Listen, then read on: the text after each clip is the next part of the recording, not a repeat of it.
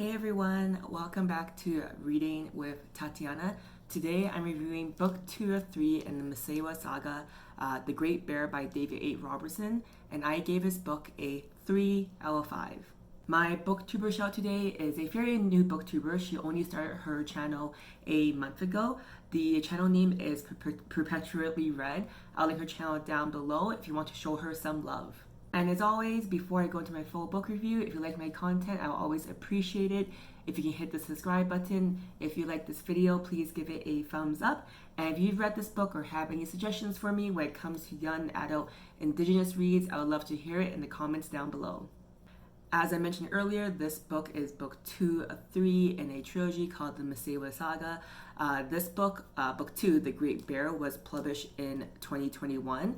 And I believe the first book that I read a few months ago, it came out in 2020. And the third one, so the final installment of the trilogy, actually just came out super recently.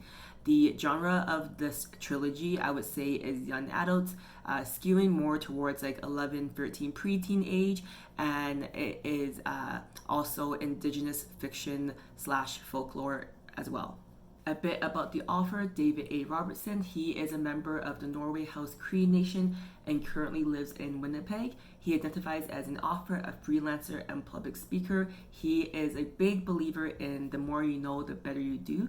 So he does a lot of writing in indigenous stories and, spreading it to the mass to consume.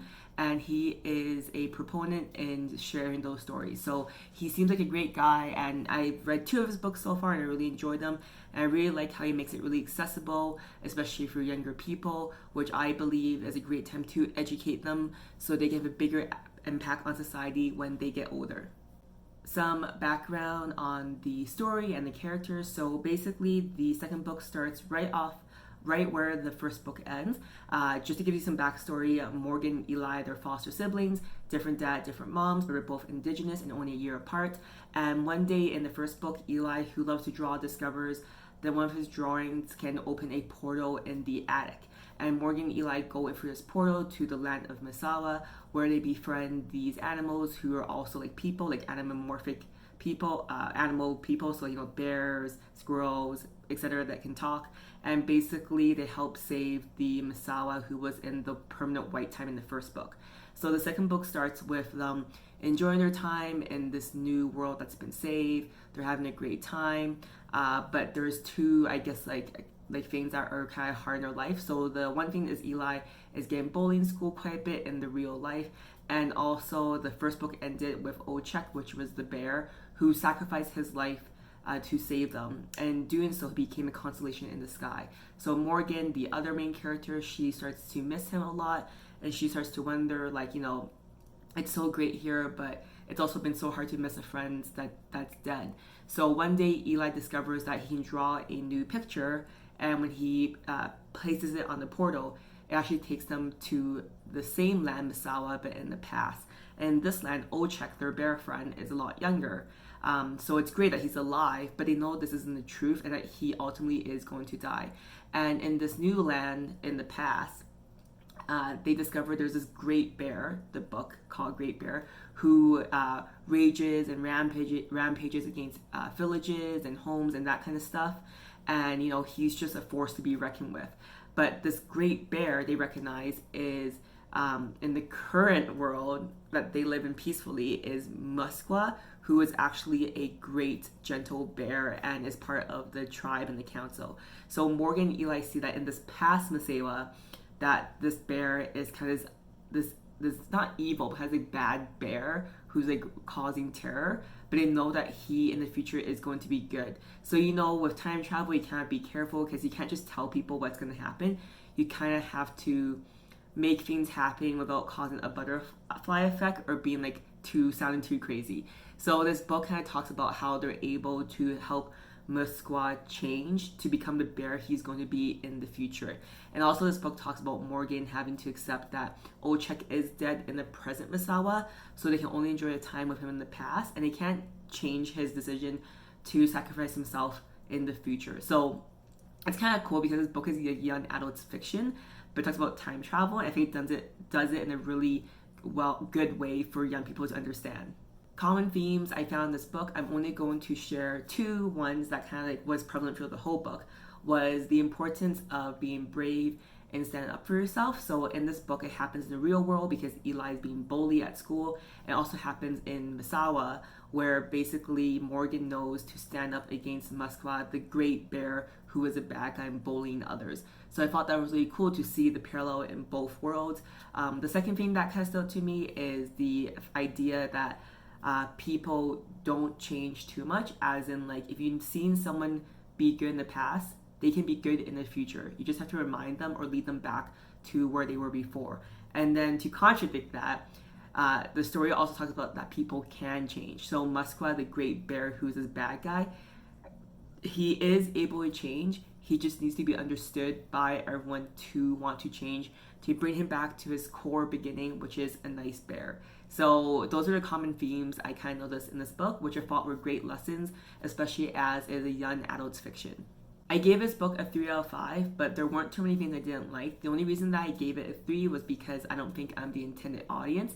So this book wasn't like mind-blowing. It was a very easy read, but I think it's a very pleasant read, and I think it would be a great book to have in the schools for our youths to read and educate and have exposure to Indigenous folklore. But having said that, it was just a 3 for me because it was just like not an amazing read, but it is a good read. Things that I did enjoy about this book, I kind of talked about, is I love how there's lots of origin stories and folklore surrounding different things in Indigenous culture. So one thing that carries into our real world is in this book, it talks about how the robin, the bird, came to get its red chest, because originally when the story starts in Misewa, it is a bird with a white chest. But something happens, no spoilers, where then its chest becomes red. So I thought that was really cool. I also really like this book because the lessons are very simple, but it kind of reminds me of everything that you need to learn in your childhood. That's all you need to know. And it's like as you get older, you become jaded by society and that kind of stuff. That you kind of lose that like core, like almost like innocent childhood essence. So I love this book with these simple lessons that these kids learn that really do carry on to adulthood.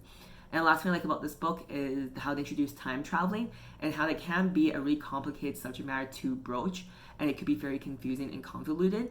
But I thought the author, David A. Robertson, did a great job and was, I think, a great way to introduce it to young readers. On Goodreads, this book got an average of 4.23 out of 5. I think that's very accurate. I do want to say that this book actually didn't have that many bad reviews. Whenever I look at bad reviews, if there's lots of like 1 or 2 stars but no comments, I don't really take them seriously. So in terms of bad reviews that had comments, there weren't that many. And most of these bad comments I'm going to share were actually 3 stars, which is like pretty legit. So reasons why people don't like it was they felt there's a lot of build up in the first 2/3 of the books that wasn't really needed and felt long-winded. And then the conclusion wrapped up really nicely. So I felt like maybe people wanted more of a split between the action and the plot. And then also people did enjoy the cliffhanger because this book does end kind of suddenly, but we know there's a 3rd book. So I think it's fine because it's a trilogy. Some people also gave this a 3-star because this book series was actually banned at local school board temporarily and it got unbanned. So I think a lot of people read this book due to the news of it being banned. So they thought that maybe this book would be very juicy or very like dramatic, but it's just a good book and there's nothing dramatic or crazy about it. So I think people that gave it 3 stars were just disappointed that it wasn't like in your face kind of book. Reasons why people liked this book on Goodreads was they thought it was a great follow-up to the first book.